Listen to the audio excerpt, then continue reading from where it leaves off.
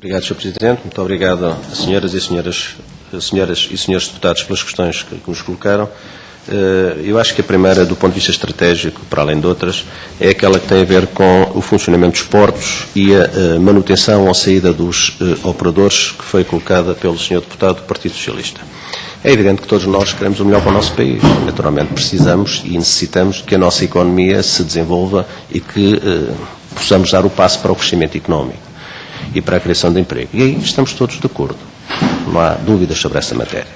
A questão que se coloca aqui é que continuamos a ter no nosso seio uma velha concepção ultrapassada no tempo de que os custos do trabalho, ou melhor dizendo, os custos salariais são os responsáveis por tudo. E, portanto, há que carregar nessa tecla. Há que reduzir os custos salariais. Há que reduzir os direitos dos trabalhadores. Porque só assim é que nos tornamos competitivos. Nada mais errado.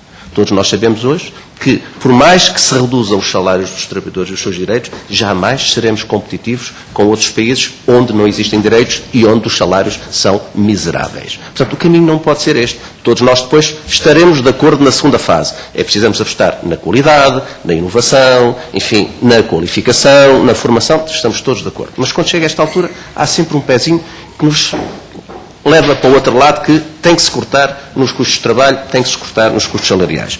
E parece-nos que, até hoje, com os custos salariais que existem nos portos nacionais, não foi por isso que eles se tornaram menos competitivos. Pelo contrário, tornaram-se competitivos. Mas há aqui outro dado que gostaríamos de abordar e que é este. É que nós não queremos que os operadores saiam. Agora, o que nós queremos é que o Governo ouça e se disponibilize, se sente e procura encontrar soluções para o problema. Foi isso que não fez. Nós não aceitamos, mesmo que não sendo um sindicato ou sindicatos filiados na CGTP, nós não aceitamos que num quadro de discussão se pura e simplesmente exclua uma das partes que tem um peso significativo nesta reflexão e nesta decisão para a saída dos problemas. E é isso que se está a passar. Isto não pode passar à margem do Parlamento. O Governo não quer discutir com os sindicatos estivadores.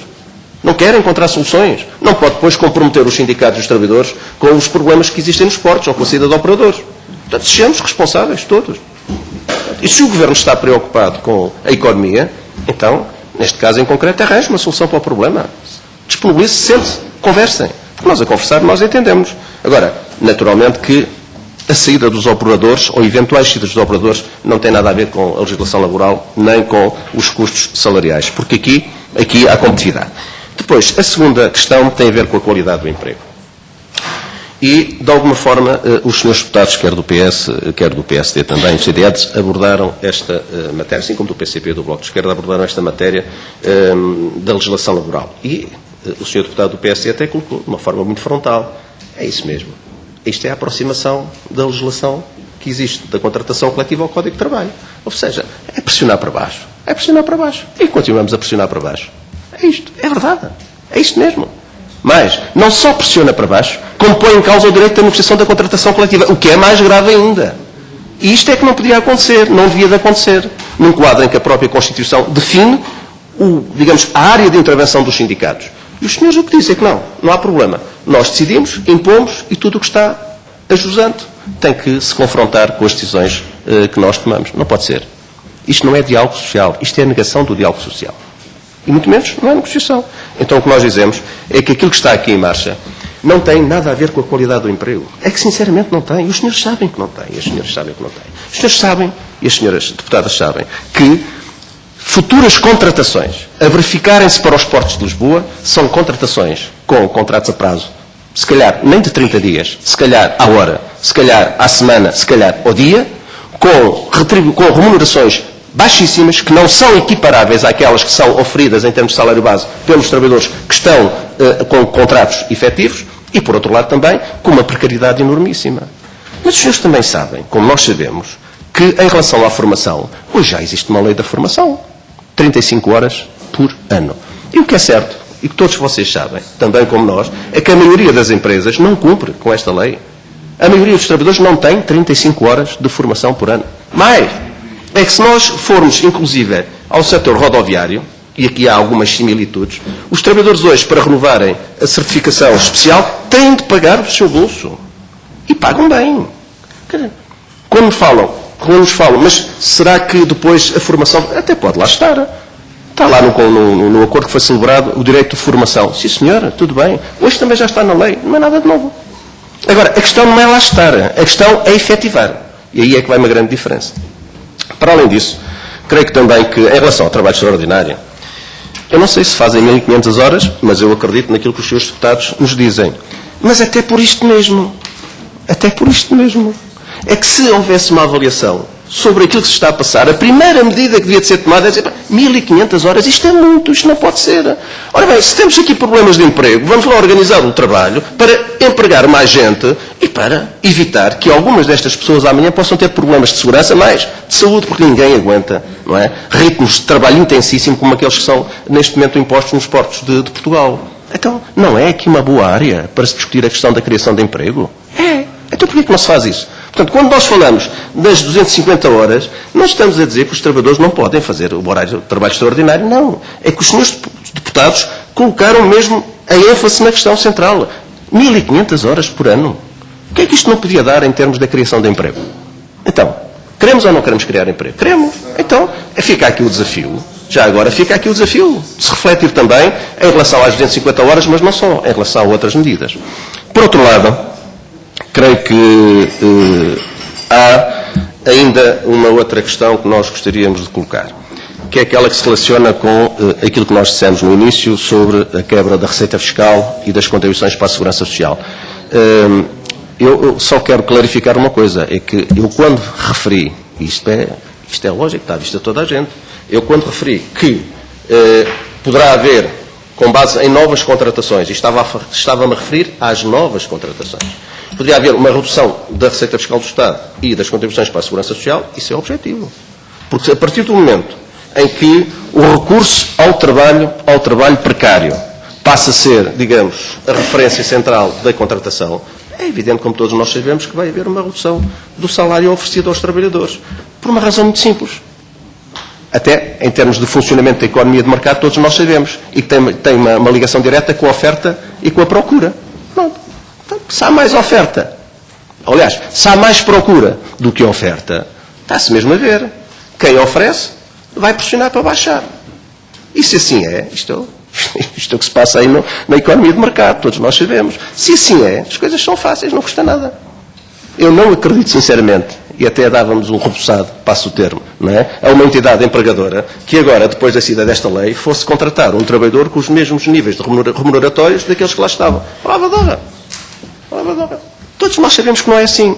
E por isso mesmo é que esta legislação tem uma lógica, que é a lógica de precarização das relações de trabalho. E a precarização das relações de trabalho não só desequilibra esta mesma relação, tem um peso ainda mais inconveniente sobre a própria economia. E por isso é que nós dizemos, pois, com menos salários os trabalhadores pagam menos impostos.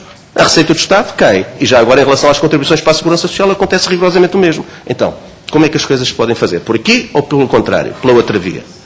Há necessidade de fazer reajustamentos nos portos, do ponto de vista do seu funcionamento, da sua intervenção administrativa. Tudo bem, que se discuta isso. Agora, não apontemos sempre na mesma direção. E a mesma direção é esta. Mundo do trabalho. Custos de trabalho. E os custos de trabalho não têm a ver com a energia, não têm a ver com as telecomunicações, com os preços, nem com os combustíveis. Não. Os custos de trabalho são os salários. E os senhores sabem, como nós, que os salários em Portugal estão a baixar drasticamente.